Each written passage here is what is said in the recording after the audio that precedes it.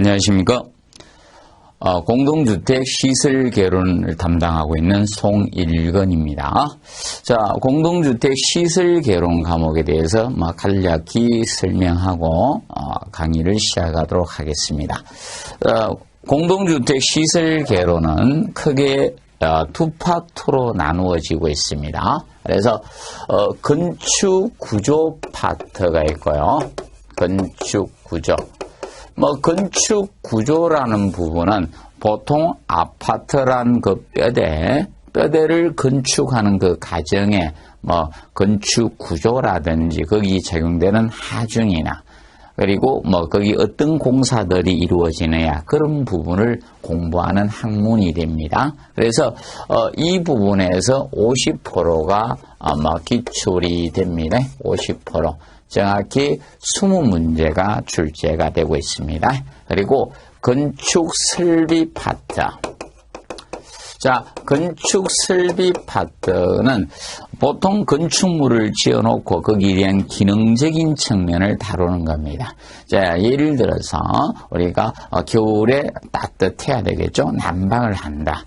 또는 여름에 덥다 냉방을 하겠죠. 그리고 집에서 깨끗이 씻어야 되죠. 그럼 물을 공급을 해줘야 되죠. 그러면 급수라든지 또는 난 뜨거운 물을 사용해야죠. 이 급탕 이런 부분을 공부하는 학문이 건축 설비입니다. 그래서 50%에서 총 40문제, 20문제씩 해서 총 40문제가 출제가 되는 파트가 됩니다.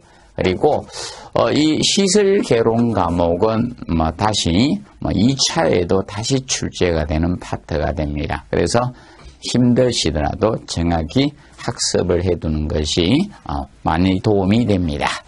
자, 그러면 우리 이제 건축 구조 파트에서 첫 강의에서는 우리가 1차 시에서는 건축 구조 파트의 총론 파트에 대해서 공부를 하도록 하겠습니다. 그러면 이 총론에서는 두 가지 측면을 우리가 잘 기억을 해 두시면 됩니다. 기본적으로 그 건축물에 작용되는 이 하중적인 측면하고 건축 구조의 분류적인 측면에서 각각 한 문제가 출제가 되는데, 그러면 1차 시에서는 그 총론 쪽에서 기본적인 거기에 용어적인 측면하고 그다음에 건축물에 적용되는 하중에 대해서 학습하도록 하겠습니다. 그러면 먼저 첫 번째로 보시면 중요도는 조금 떨어집니다. 그래서 2페이지에 보시면 1절에 건축물 구조 기준에 관한 규칙 용어. 자, 이거는 역사상 한 번 정도 시험이 언급됐던 파트가 됩니다. 그래서 너무 집중은 하실 필요는 없고 거기 하중에 대해서 우리가 집중을 해서 학습을 하시면 됩니다. 그 하중이 거의 대부분 시험에 나온다 이렇게 보시면 됩니다. 그러면 용어적인 측면에서는 우리가 기본적으로 간단히만 정리를 하시면 되겠습니다. 먼저 1번에 구조 부재에 대해서 다루고 있습니다. 구조 부재. 자, 구조 부재. 원래 부재라는 것은 건축물을 구성하고 있는 각 요소들을 부재라고 칭합니다. 그런데 그 중에서도 기둥이나 이런 기초라든지 보나 가세 슬래브를 하죠. 가세라는 것은 우리가 일반적으로 영어로는 브레이스라고 칭하는데 보통 가세의 개념이란 것은 이것을 가세라고 합니다. 자, 우리가 건축물이나 이런 것을 축조를 하게 되면 보통 행력이 작용이 되면 이렇게 행력이 작용되면 이것이 변형이 생기겠죠. 자, 그러면 이렇게 이쪽으로 이렇게 밀릴 수가 있죠. 자, 이런 변형이 발생할 수가 있다는 겁니다. 이런 행력 보강을 목적으로 이런 대각선 방향, 빗방향으로 보강해 주는 부재를 가세라고 우리가 칭합니다. 가세는 이 행력입니다. 수평력. 행력과 같은 수평력에 저항할 목적으로 빗방향, 대각선 방향으로 설치해 주는 부재를 우리가 가세라고 칭합니다. 이런 슬래브 벽체와 같이 구조물을 구성하고 있는 중요 부분을 우리가 구성 요소를 구조부재라고 합니다. 그래서 쉽게 외력이나 하중을 안전하게 지지나 전달해 줄 수 있는 부재, 중요 부재들을 구조부재라고도 칭하고요. 또는 내력 부분 이렇게도 우리가 칭하게 됩니다. 내력 부분. 그래서 힘력자죠. 힘을 지지할 수 있는 부재를 보통 내력 부분 또는 구조부재라고 칭하고 있습니다. 그리고 이번에 보면 건축물에 대해서 정의를 내려놨습니다. 보통 인간이 인공을 가해서 만드는 것을 보통 공작물이라고 칭하는데 그 공작물 중에 토지에 정착하는 공작물 중에 지붕과 기둥이 있는 것을 우리가 칭한다는 거죠. 예를 들어서 일단 토지에 정착은 돼야 된다는 거예요. 토지에 정착은 되면서 토지에 정착을 하지 않으면 건축물로 보지 않겠다는 겁니다. 토지에 정착은 기본적으로 되면서 이때 지붕이 필요하다는 거예요. 우리나라는 강우량이 일정 이상이 되기 때문에 이 지붕이 필요하게 됩니다. 지붕은 필수 요건이고요. 그리고 나서 수직 부재인 기둥이나 벽이 있으면 된다는 거예요. 기둥 또는 우리가 벽이 있는 것을 건축물로 우리가 보겠다 이 뜻입니다. 좀 잡아주시면 되고, 자 그래서 기본적으로 이것이 건축물이고 토지에 정착되면서 지붕과 기둥, 벽이 있는 이것을 건축물이라고 칭하겠다는 겁니다. 그러면 이 부수되는 시설물도 우리가 공작물로 본다. 그러면 이것이 건축물이란 겁니다. 이 자체가 건축물이 되는데 공작물 중에 그러면 여기에 부수되는 시설물도 건축물로 보겠다는 것입니다. 부수되는 시설물. 부수되는 시설물의 대표적으로 볼 수 있는 것이 바로 담장이나 대문 같은 것들이 여기에 해당이 되는 겁니다. 담장이나 대문 이런 것도 건축물로 보겠다는 뜻입니다. 그리고 지하 또는 고가의 공작물에 설치되는 사무소나 그럼 예를 들어서 이런 것입니다. 지하 상가 같은 거. 그러면 지하도 그 자체는 공작물이지만 지하 상가는 점포들은 바로 건축물에 해당이 된다는 것입니다. 간단히 기억을 해 두시면 되겠습니다. 자, 그리고 이제 세 번째 보면 구조에 대해서 나죠. 자중이라는 것은 기본적인 건물의 자체의 무게, 바로 고정하중하고 그 다음에 보통 사람들이 적재되겠죠. 이런 적재하중, 이런 자중 개념이나 이런 외력에 저항하는 우리가 부재를, 우리 구성요소를 구조라고 보통 칭하고 있습니다. 그러면 외력이란 것은 이런 것들이 대표적 외력이죠. 지진이나 바람과 같은 이런 외력에 저항할 수가 있어야 됩니다. 그래서 이런 부분에 저항할 수 있는 구성 요소를, 외력에 담당할 수 있는 요소를 우리가 구조라고 칭합니다. 그리고 4번에 보시면 부재력이 나오고 있죠. 부재력. 자, 부재력이라는 것은 보통 응력이라고 많이 표현합니다. 부재력 또는 응력입니다. 그래서 이제 법령상 용어는 조금 어렵습니다. 그래서 거기 하중 및 외력에 의해서 구조 부재의 가상 절단면에 생기는 축방의 힘 모멘트 전달 비틀 이렇게 좀 어렵죠. 그러면 부재력이라는 것은 실제로 이겁니다. 자, 이렇게 보시면 돼요. 예를 들어서 이 부재에 힘을 가했습니다. 잡아당기는 힘을 가했어요. 이렇게 잡아당기는 힘을 가했습니다. 보통 잡아당기는 힘을 우리가 인장력이라고 해요. 잡아당기는 힘을 우리가 인장력입니다. 여러분들이 스프링이나 고무줄을 잡아당기겠죠? 이 인장력 개념이 되는 거예요. 그러면 인장력이 잡아당기면 이 부재 내부에서는 거기에 저항하려고 하는 힘이 발생하겠죠. 그걸 응력이라고 표현한다. 또는 부재력이라고 합니다.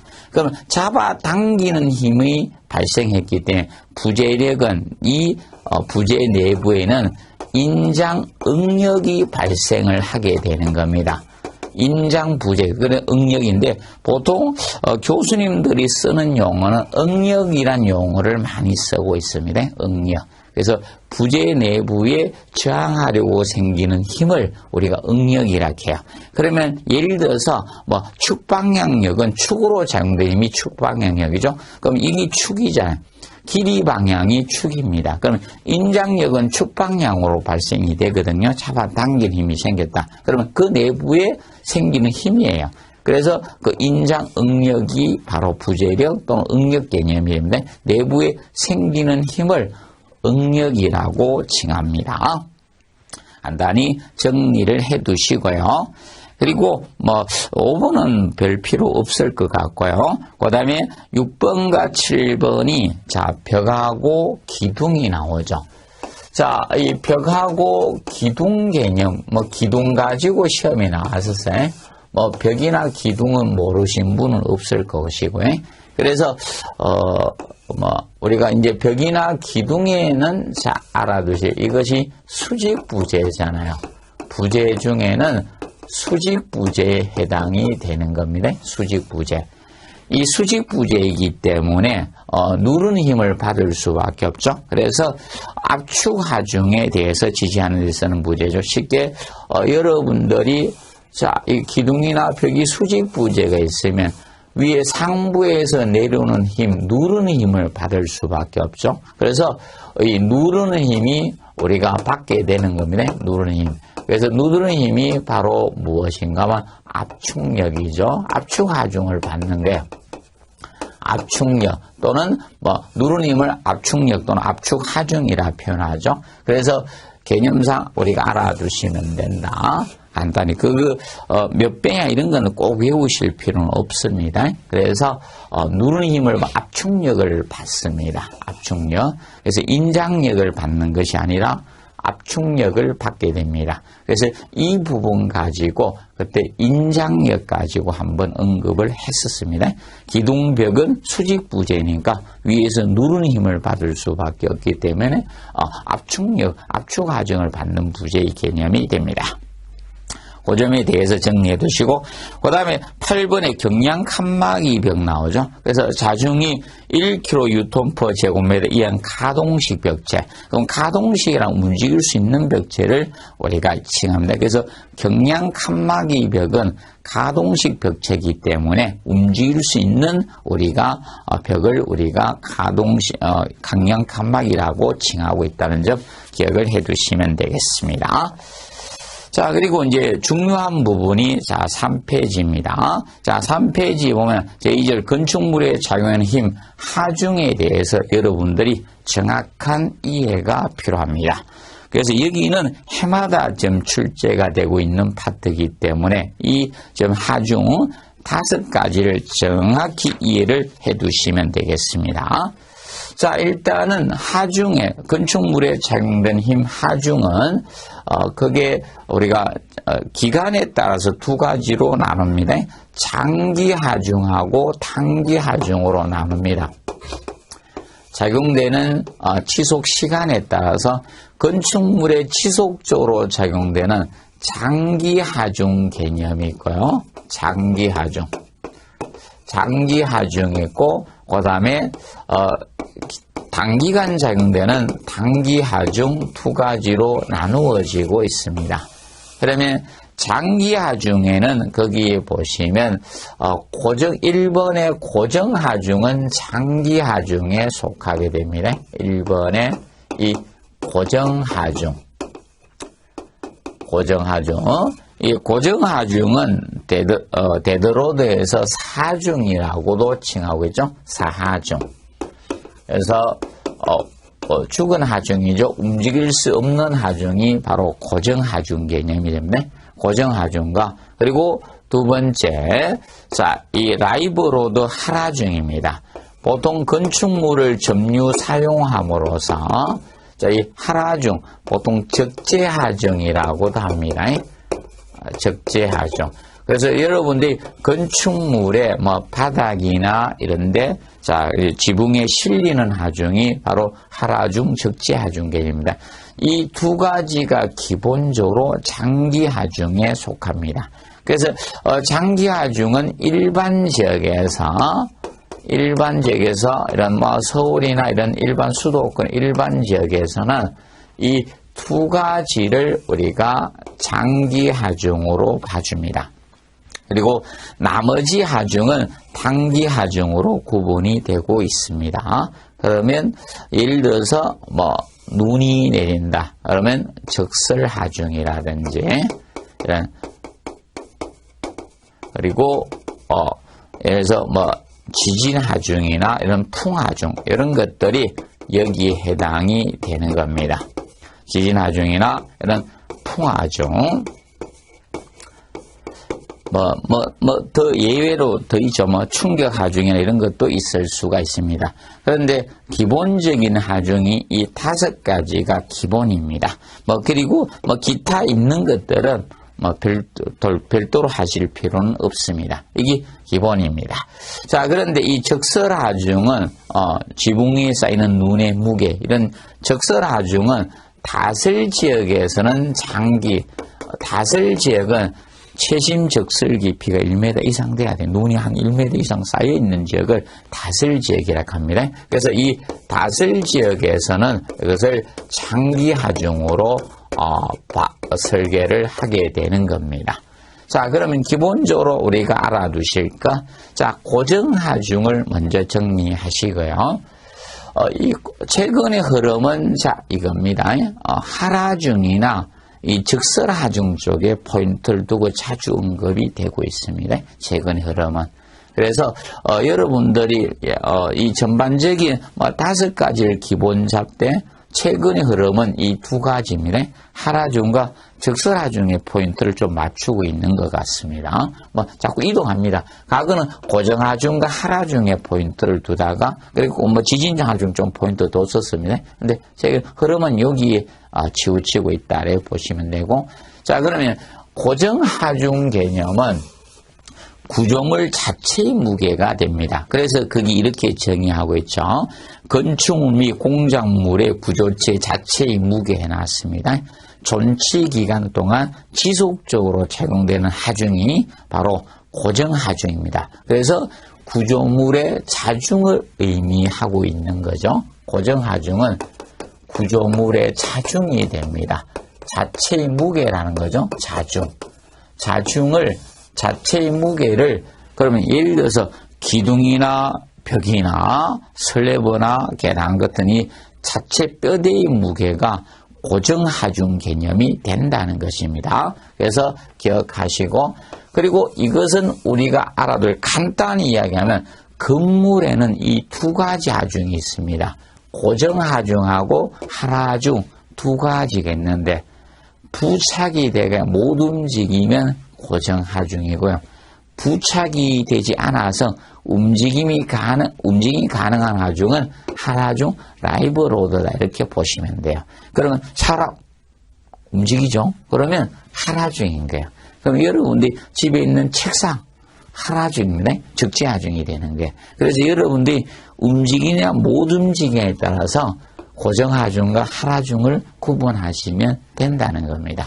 그러면 아까 봤던 경량 칸막이 같은 가동성 칸막이 벽 이런 것은 움직일 수 있다겠죠? 그런 것은 가동성 경량 칸막이는 하라중에 속하는 겁니다. 그래서 고정하중과 하라중을 구분한 점은 간단하다. 부착이 돼서 움직임이 없는 것은 고정하중이고요. 부착이 되지 않아서 움직임이 가능한 것은 하라중 개념으로 보시면 되겠습니다. 정리를 해 두십시오. 자, 그래서 이제 우리가 좀 주의하실 것이 거기 고정하중에서 1번에 보시면 그러면 자, 우리가 비내력 부분 그래서 이제 어떻게 할 것인가. 자, 그럼 보통 이겁니다. 구조부재 보통 내력이죠. 그래서 구조체. 그래서 이 구조부재가 반대의 개념이 구조부재가 되거든요. 그러면 아까 구조부재는 내력 부분은 이거겠죠. 기둥이나 기초와 같이 보통 하중을 안전하게 지지해 줄 수 있는 부재를 우리가 구조부재라고 하거든요. 또는 내력 부분이라고 한다. 그죠? 구조부재를 내력 부분이라고 칭했습니다. 이것을 내력 부분이라 칭했는데 이거 반대의 개념이 바로 비압자 반대 개념. 그러면 얘는 하중을 안전하게 지지할 수 있는 부재들이고 반대의 개념이 앞에 비자만 붙이면 되죠. 비구조부재 또는 비내력 부분이라는 용어를 쓰고 있는 겁니다. 비내력 부분 이렇게 사용을 합니다. 앞에 안일비자만 붙여주시면 되는 겁니다. 그러면 하중을 지지하지 않는다는 거야. 사람으로 치면 근육은 힘을 지탱하죠. 그러면 구조부재고 비계살이 힘을 못 쓰죠. 그럼 비구조부재 이렇게 보시면 되죠. 그러면 고정하중은 자 어떻게 볼 것인가. 그래서 이제 비구조부재 그 1번에서 설비나 비구조부재를 어떻게 볼 것인가. 비구조부재 이 비내력 부분이죠. 비내력 부분. 그래서 이런 부분이나 건축 설비들을 어떻게 볼 것인가. 건축 설비 파트. 그러면 이것은 부착 고정 여부 가지고 따지는 거야. 그러면 이 예를 들어서 부착된 비구조 부재나 건축 설비는 고정 하중에 속합니다. 그러니까 이거는 부착이 돼 주셔야 된다는 것을 꼭 명시해요. 이거는 부착이 되면 부착이 되는 경우는 자 바로 고정 하중에 속합니다. 그러면 부착이 안 되면 여기에 속하는 겁니다. 하라중 개념이 되는 거야. 그래서 하라중은 예를 들어서 이것이 부착이 되지 아니했을 때 비구조부재 자 비구조부재나 건축 설비는 부착이 안 된 것들은 여기에 속하는 거다. 부착이 안 되는 것들은 바로 하라중에 속하게 되는 겁니다. 그래서 예를 들어서 이제 거기 보시면 자 3페이지 고정하중에서 거기 4번을 보시면 조족적 칸막이벽. 자 칸막이벽 공간을 나누기 위해서 설치하는 벽이 칸막이벽이에요. 그러면 칸막이벽은 구조부재가 아니거든요. 자 여러분들 칸막이벽 언제나 떠도 관계없죠. 그러면 걔들은 하중을 지지하는 벽이 아니에요. 그렇기 때문에 비구조부재, 비내력 부분에 속해요. 그러면 조적적 칸막이벽은 벽돌이나 블록 가지고 공간을 나누는 벽을 이제 하는 겁니다. 그렇기 때문에 조적적 칸막이벽은 모르타라는 접착제 가지고 부착을 시켜야 됩니다. 그렇기 때문에 바로 고정하중에 속하는 거다. 그래서 4번 가지고 시험에 한번 출제가 됐던 거예요. 조적적 칸막이벽은 모르타른 접착재료 가지고 결합재 가지고 부착을 시켜서 하기 때문에 고정하중에 속하게 되는 겁니다. 그러면 하라중에서 보시면 하라중에서 자 8번을 보시면 가동성 경량 칸막이는 바로 하라중에 포함된다. 가동성 경량 칸막이는 움직임이 가능하되죠. 이동이 가능한 칸막이벽, 이동되는 칸막이벽이기 때문에 이것은 여러분들이 하라중에 속한다는 겁니다. 적시하중. 그래서 여러분들이 사무실에 보면 이번 오픈 개념이죠. 중력실만 빼놓고는요, 전부 다 무엇으로 해놨습니까? 간단히 칸막이벽을 쪼mat하게 세워서 각 컴퓨터에 구획해놨죠. 그런 칸막이벽은 다 하라중에 속한다는 겁니다. 그래서 여러분들이 쉽게 이해하시려면 간단히 부착이 되면 고정하중, 부착이 안 돼서 움직일 수 있으면 하라중이다. 그렇게 여러분이 생각하시면 아주 쉽게 접근할 수가 있을 겁니다. 기억을 해두시고, 그리고 이제 고정하중에서 우리가 알아두실 거는 자, 그 개념을 정확히 이해해 두면서 자, 최근의 흐름상 어디로 가는가 하면 이 하라중으로 많이 가고 있는 겁니다. 하라중하고 이 두 가지를 잘 학습을 해 두시면 된다. 그래서 이제 하라중은 거기 먼저 정의해놨죠. 하라중 2번의 하라중에서 보시면 건축물, 공작물을 점유 사용함으로써 발생되는 하중입니다. 그러면 여러분들이 아파트를 신규로 만들었습니다. 그러면 입주하기 전 단계는 고정하중이에요. 그런데 여러분들이 자, 이제 새 아파트 입주를 하러 새 가구나 냉장고, TV를 사서 사람하고 같이 들어가죠. 그 하중이 바로 하라중 개념이 되는 겁니다. 그럼 여러분 세탁기 가지고 들어가죠. 그게 하라중이 되는 겁니다. 세탁기는 움직이죠. 그래서 그런 것들이 하라중 개념이 됩니다.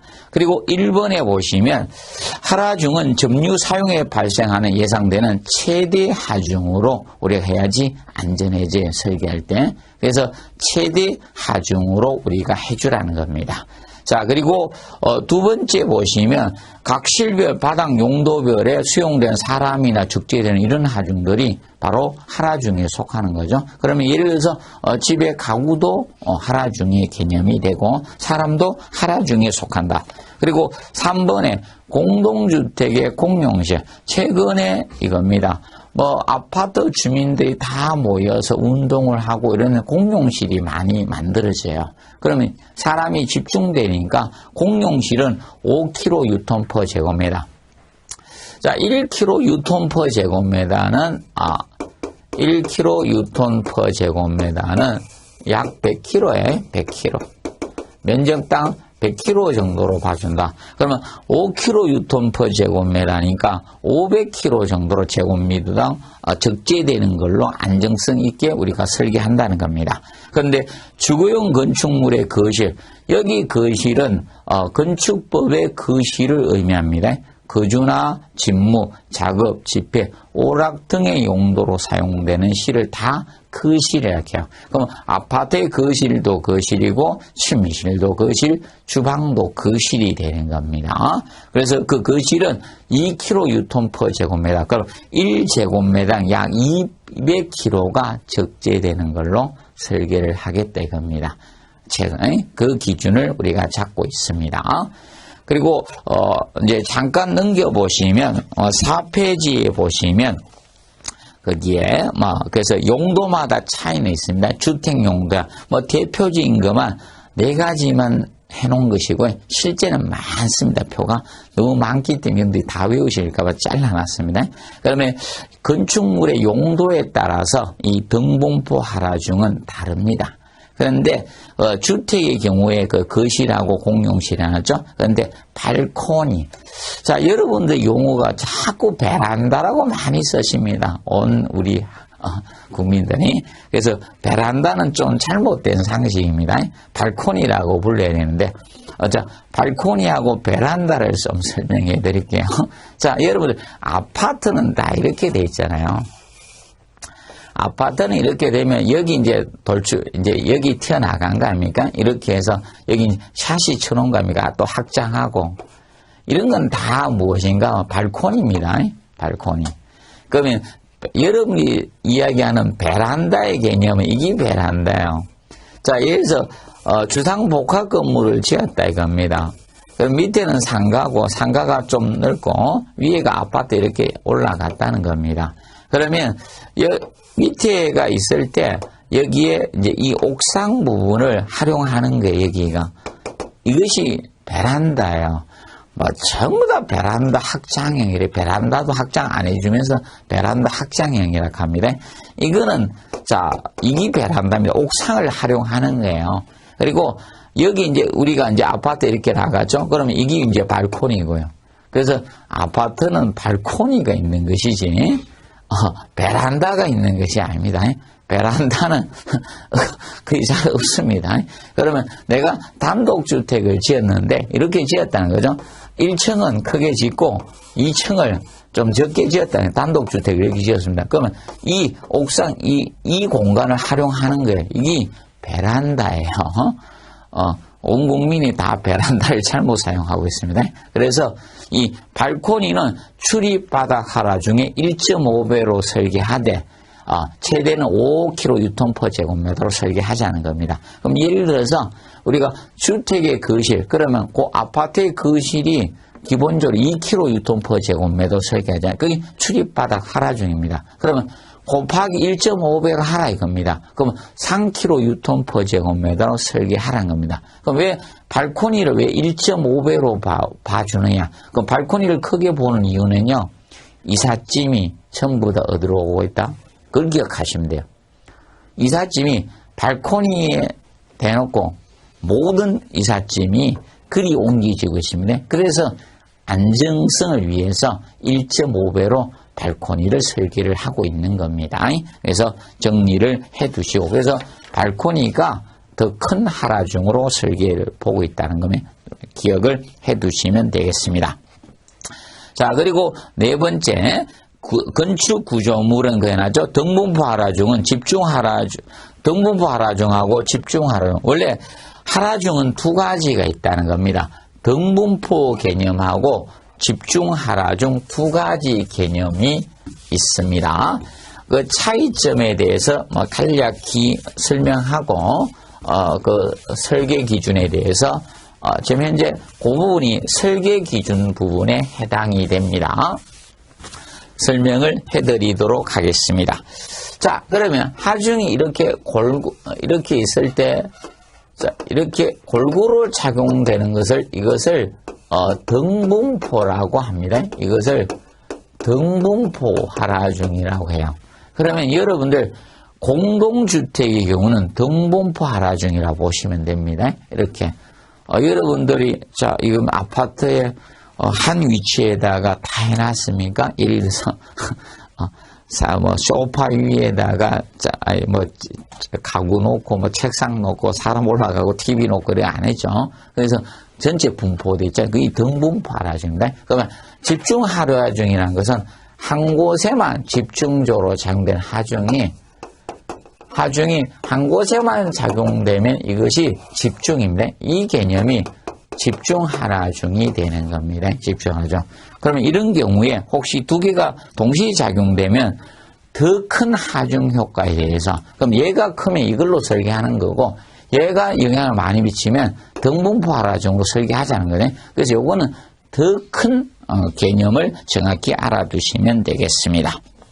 그 점 알아두시고, 그 다음에 6번이 한번 지문 언급되었죠. 6번 개념이.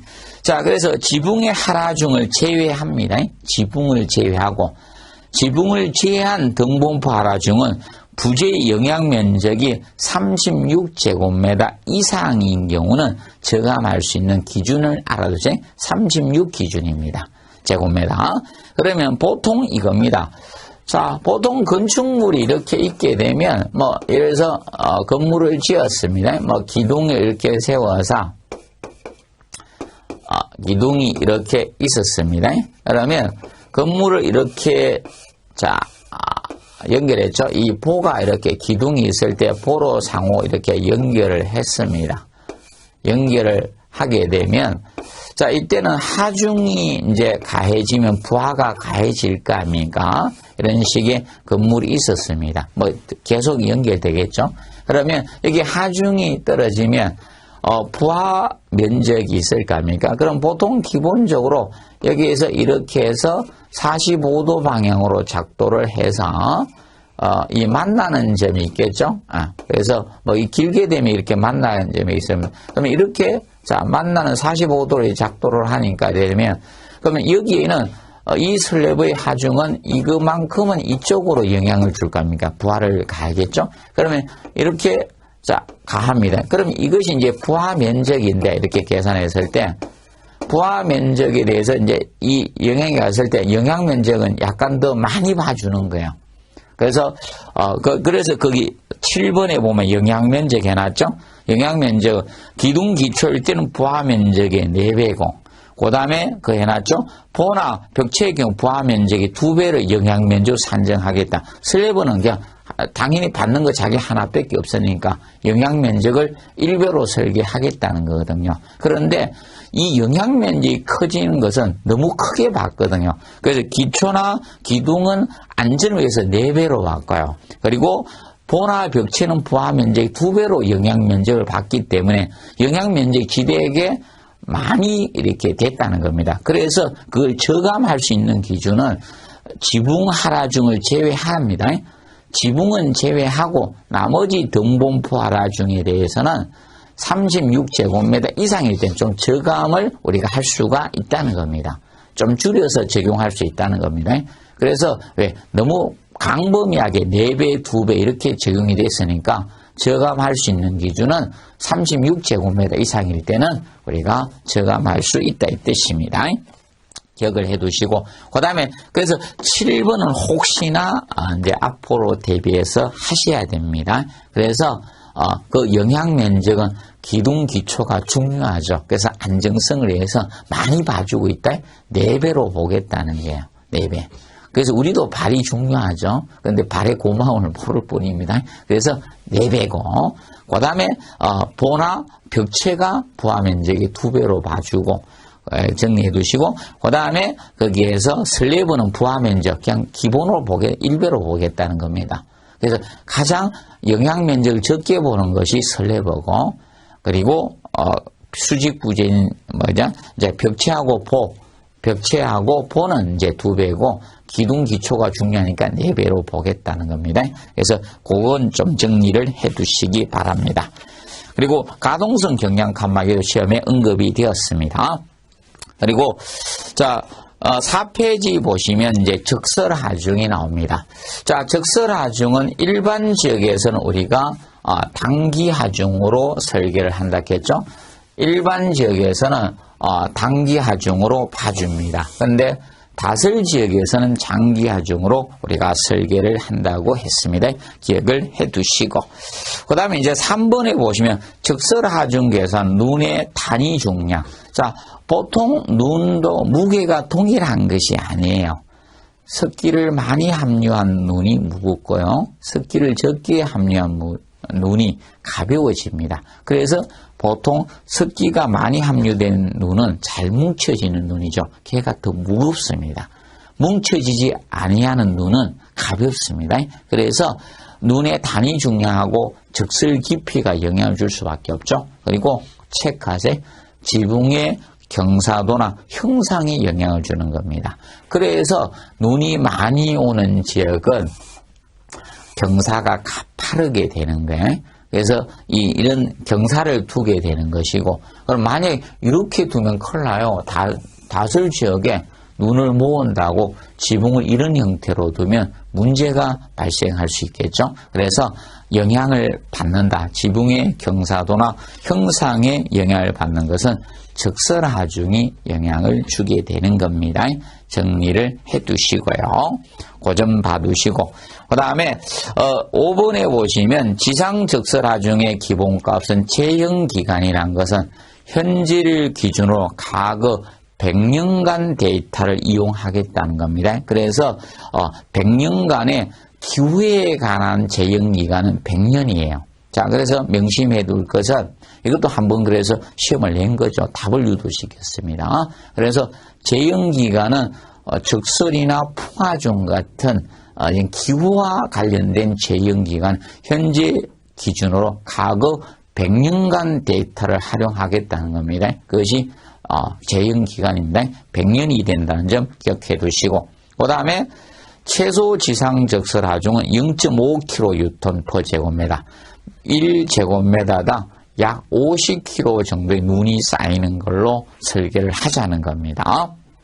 그 측면 기억하시고, 그 다음에 6번은 기본 지붕적설하중은 지상적설하중에다가 다른 개수를 우리가 고려해서 산정을 해주시면 됩니다. 그러면 여러 가지 개수를 고려해 주면 되고, 그 개수를 외우실 필요는 없습니다. 고려해서 산정해 주면 된다. 자, 그리고 7번 발코니 등에 눈이 불어 닥치는 경우입니다. 그럼 예를 들어서 이 경우가 됩니다. 자, 여러분들 아파트는 발코니 눈이 불어 닥치지 않습니다. 무엇이 있기 때문에? 샤시를 설치했기 때문에. 그런데 콘도미늄이나 이런 것들은 일반적으로 어떻게 되어 있습니까? 발코니가 없죠. 콘도는. 그러면 눈이 불어 닥칩니다. 그런 경우는 우리가 눈의 하중을 고려해 줘야 됩니다. 그리고 예를 들어서 자, 이런 경사지에 이렇게 건물을 지었어요. 경사지에 이렇게 건물을 지었는데, 건물을 이렇게 축조를 했습니다. 이렇게 축조했는데, 눈이 여기에 막 쌓입니다. 눈이 쌓이게 되면, 이때, 눈이 여기에 막 쌓이게 되면 이 벽면에 갈 수가 있겠죠. 이럴 때는 그 적설하중을 이 벽면에 고려해 줘야 돼. 보통 눈은 위에 지붕에 쌓이는 게 기본이지만 이런 경우는 이 벽에도 이 적설하중을 우리가 고려를 해 주셔야 됩니다. 이런 경우는 영향을 줄 때는 고려를 해 줍니다. 그 측면을 알아두시고요. 그 다음에 그 개념 기억하시고, 그 다음에 5페이지 하단에 보시면 장기하중에 대해 나왔죠. 장기하중은 수직하중, 연직으로 작용해요. 연직이라는 것은 지구 중심 방향을 연직 방향이라 합니다. 그래서 수직하중 또는 연직하중 이렇게 표현할 수가 있습니다. 장기하중이 되고, 그리고 그래서 이제 건물의 고정하중이나 이런 적재하중은 바로 어떻게 작용됩니까? 수직으로 작용될 수밖에 없죠. 그래서 봐두시고, 그 다음에 장기하중은 철골조 건물보다 철근 콘크리트 건물이 더 커집니다. 왜 그런가 하면 철골조는 적은 단면으로 큰 하중을 받을 수 있기 때문에 건물의 무게를 줄일 수가 있습니다. 그래서 쉽게 기둥이나 이런 부재들이 샤프해진다. 단면이 작아져요. 그런 형태라 이렇게 보시면 되고, 그리고 3번의 장기하중 일반지역에서는 고정하중하고 두 가지라 했겠죠. 하하중, 적재하중에 두 가지가 됐지만 다설 지역에서는 장기하중에 이제 적설하중까지 포함된다는 점을 좀 주의해서 봐두시면 되겠습니다. 그리고 자 6페이지 보시면 지진하중이었는데, 자 지진하중은 이제 지각 변동이 영향을 미치는 거잖아요. 그래서 보통 우리가 지진하중은 우리가 행력, 수평력으로 보는 게 원칙입니다. 근데 반드시 수평력은 아니고요. 아래 위로 흔들 수도 있죠. 그래서 기본은 수평력, 행력으로 보는 것이 기본 원칙이다. 보시면 되고, 그 다음에 2번에 보면 지진력은 고정하중과 적재하중의 합에다가 수평 진도를 곱해서 계산하는 것이 됩니다. 수평 진도를 곱해서 계산을 합니다.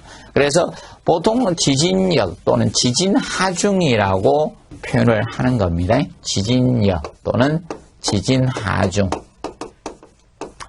지진하중은 여러분들이 사람이 떨면요, 몸무게만 떨리는 것이 아니죠. 안에 적재된 음식물도 떨게 됩니다. 그래서 고정하중하고 플러스 바로 하하중, 적재하중이죠. 하하중, 적재하중 두 개 합에다가 수평 진도를 곱해서 구하는 거예요. 이것이 지진력, 지진하중 개념이 됩니다. 그러면 이것을 다르게 표현하면, 자, 이것이 건물의 질량이잖아요. 건물의 질량에다가 지방 가속도를 곱해서 계산하는 거예요.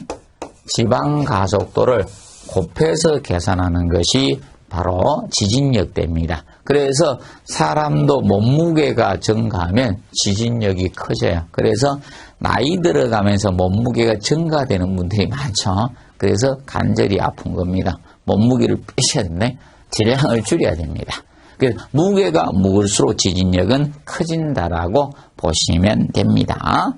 정리해 두시고, 그 다음에 혹시나 해서 우리가 좀 시험이 어려워질 걸 대비해서 내진 설계에 대해서 거기 조금 구조 설계 기준 부분을 정리해 놨습니다. 그래서 혹시 아직은 다루지 않았지만 간단히 7번만 언급을 했었습니다.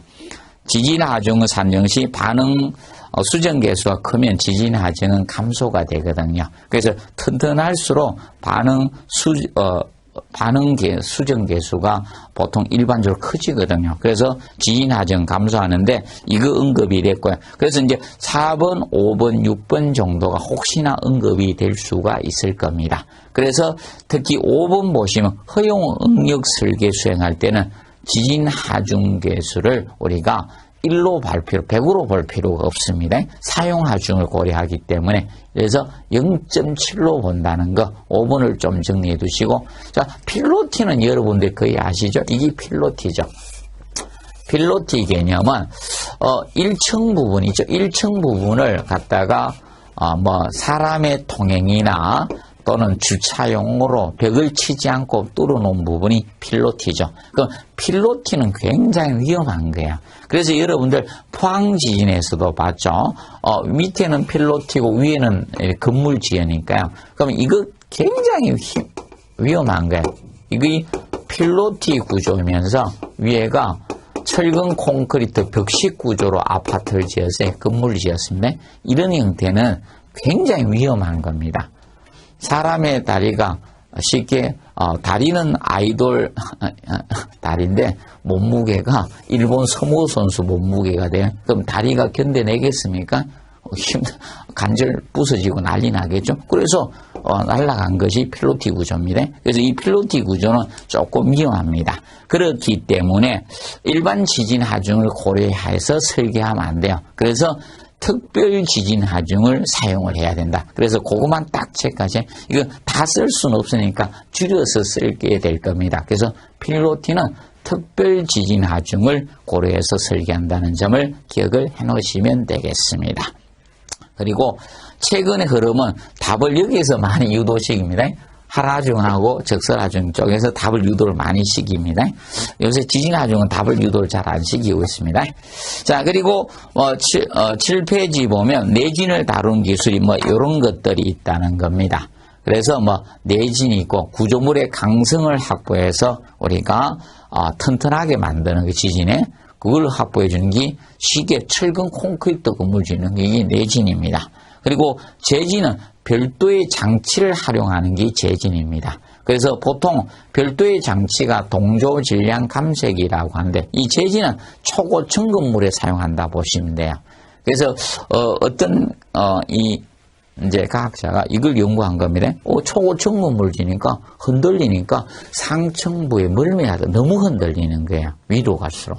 그렇기 때문에 여기에다가 줄을 매달아 주니까 어느 정도 잡아주더라 이겁니다. 그래서 초고층 건물은 위에 층에요. 재진 장치가 설치되기 때문에 일반적으로 적이 없는 거예요.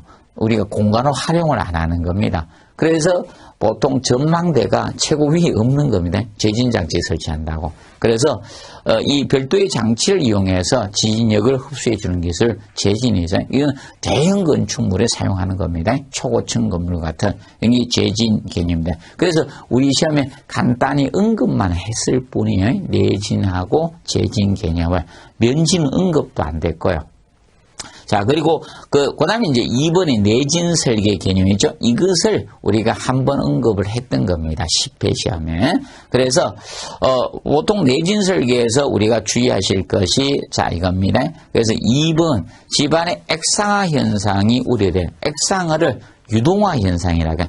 집안이 액체처럼 거동하는 현상을 액상화, 유동화 현상 이렇게 칭합니다. 그래서 이 경우는 굉장히 위험하게 됩니다. 그래서 주의해 주십시오. 특히 연약 집안에 특히 모래와 같은 연약 집안에 매립해 가지고 건축할 때 이 액상화 현상이 많이 생길 수가 있습니다. 자, 그리고 거기 보시면 2번에 자, 이 개념이죠. 지진력은 이것이기 때문에 무게를 최대한 줄여서 설계하라 겁니다. 그래서 초고층 건물의 고층 건물은 외벽을 공장 제품으로 조립을 하는 거예요. 현장에서 콘크리트나 벽돌로 벽체를 시공하면 굉장히 무게가 증가되겠죠. 그래서 외부를 공장에서 생산한 유리와 같은 커튼홀로 조립을 하게 되는 겁니다. 무게를 최대한 줄여주라는 겁니다. 자, 그리고 4번 가지고 출제를 했었습니다. 정형이 좋죠. 비정형이면 나쁩니다. 우리도 이렇게 있을 때 잘 버티죠. 이렇게 있으면 잘 버티기가 힘든 거죠. 그래서 정형 평면 설계가 좋은 겁니다. 그래서 비정형으로 우리가 한다 이렇게 해서 10회 때 기출을 했었습니다. 그리고 기둥 파괴보다는 폭 파괴를 먼저 유도해야 됩니다. 그러니까 기둥이 파괴되면 건물 자체가 넘어가죠. 보가 파괴되면 일부 파괴돼요. 여러분들 이겁니다. 갈비뼈 하나 뿌릴래? 다리 몽댕이 뿌릴래? 다리를 뿌리려고 하면 갈비뼈 하나 뿌려야죠. 둘 중에 하나를 선택해야 된다면. 그래서 보가 먼저 파괴되도록 유도화 설계를 하는 겁니다. 그러면 기둥이 파괴되면 피난을 갈 수가 없습니다. 보가 파괴되면 피난을 갈 수가 있어요. 어느 정도.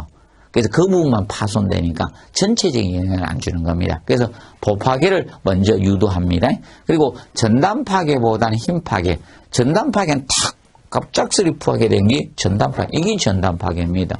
이렇게 뚝 이 파괴가 전단 파괴입니다. 그렇기 때문에 힘 파괴는 서서히 처지면서 파괴되는 거예요. 힘 파괴를 먼저 유도합니다. 그래서 쉽게 기둥이 전단 파괴되는 거거든요. 그래서 보는 힘 파괴가 보통 됩니다. 그래서 힘 파괴를 먼저 유도하도록 한다. 그럼 자동차가 부딪히면 범버가 부서져야 되겠죠?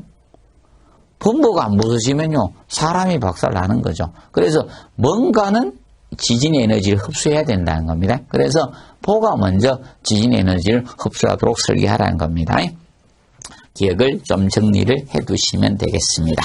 자, 그리고 이제 마지막 5번의 풍화중 개념이죠. 바람이 건축물에 미치는 영향이 풍화중입니다. 그런데 풍화중 거의 답이 잘 안 됩니다. 지문으로만 나오고 뭐 옳은 것이든 옳지 않는 것이든 거의 답이 잘 안 됩니다. 자주 읽어만 두시면 됩니다. 그래서 2번에 일반적으로 풍화중은 행력으로 수평력으로 작용된 게 원칙이죠. 그리고 건물이 높아지면 풍화중 영향은 많이 받을 수밖에 없잖아요. 자, 그리고 3번 가지고 지분을 2번 냈어요. 앞에 한 번 하고 뒤에 한 번. 그래서 풍화중은 주골조 설계용 수평 풍화중하고 지붕 풍화중, 외장재 풍화중으로 3가지로 구분된다. 이 개념 한번 언급됐고요.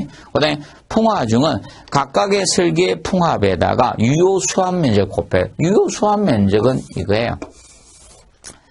자, 우리가 바람이 이렇게 수평으로 불어올 거 아닙니까? 그러면 이거의 풍방향의 직각 수평 투영 면적이, 바람을 받는 면적이 유효 수압 면적이에요. 그 유효 수압 면적에다 설계 풍합을 곱해서 계산해야 되겠죠? 그래서 여러분들이 만약에 이렇게 하면 태풍이 부는 바람이 세게 불 때 큰 우산 피면 안 되겠죠? 왜? 유효 수압 면적이 많아지니까 문제가 발생하죠. 그러다 바람 잘못 뒤에서 불면요, 우산 확 부서지는 거 아닙니까? 그래서 비 오는 날 우비 입고요, 장화 신고 이렇게 나가셔야 됩니다. 그래서 우산 큰 거 들고 나가시면 안 됩니다. 유효 수압 면적이 크기 때문에 곱해서 계산을 하는 겁니다. 그거 시험이 언급이 되었었습니다. 그리고 혹시나 대비해서 5번 통상적인 건축물에서는 지붕의 평균 높이를 기준 높이로 해요. 자, 기억하세요? 평균 높이를 해야 돼요. 최고 높이를 기준한 게, 예를 들어서, 이렇게 빼쪽해서 첨탑 세우는데 그거 가지고 해서는 평균 높이 가지고 측정을, 기준 높이를 해서 그 기준 높이의 속도압을 곱해서 계산한다. 그래서 평균 높이가 기준 높이가 된다는 점을 유념해 주시기 바랍니다. 자, 그리고 거기에 보시면 7번 풍화중은 설계 속도압은 공기 밀도하고 비례할 수밖에 없죠. 비례하고 그 다음에 설계 풍속의 제곱의 비례 관계가 됩니다. 간단히 정리를 해 두시면 되겠습니다. 그래서 풍화중은 명심하세요. 답이 잘 이루어지지 않는다. 지금까지 역사가 풍화중은 답이 한 번도 안 됐습니다. 시험을 그렇게 많이 쳤는데도 풍화중은 나오지 않습니다. 제가 농담을 해서 그런지 아직까지는 나오지 않습니다. 그래서 여러분들 흐름은 이거예요. 지금은 이 막내라서 그런지 잘 안 됩니다. 여기서는. 그래서 여기에서 이제 답이 유도가 되는데 이게 돌고 돕니다. 이렇게 돌고 있습니다. 처음에는 이쪽에서 많이 다루다가 지진하중 갔다가 하라중 갔다가 적설하중. 그래서 여기에서 지금 놀고 있습니다. 최근에는. 흐름이, 최근의 흐름은 여기에 집중이 되고 있다. 근데 전반적으로 아셔야 됩니다. 총합 문제로 출제가 되고 있기 때문에 패턴이, 총합 문제 패턴이기 때문에 전반적인 내용은 아시되 키포인트를 잡고 정리를 하십시오. 그리고 이 부분은 문제의 난이도가 조금 높게 출제되는 경우가 많습니다. 왜? 초반에 풀기 힘들게 하기 위해서 문제를 보통 넣어서 조금 난이도가 높게 나오는데 답은 쉬운 데 있습니다. 답은 여러분들 아는 데 있으니까 쉬운 데서 고르시고요. 어떻게 하시는가 하면 전반적으로 자주 이해하시며 자주 봐두시는 것이 좀 효과적이다. 이렇게 보시면 됩니다. 그래서 이번 시간은 여기에서 마무리하도록 하겠습니다. 자, 수고했습니다.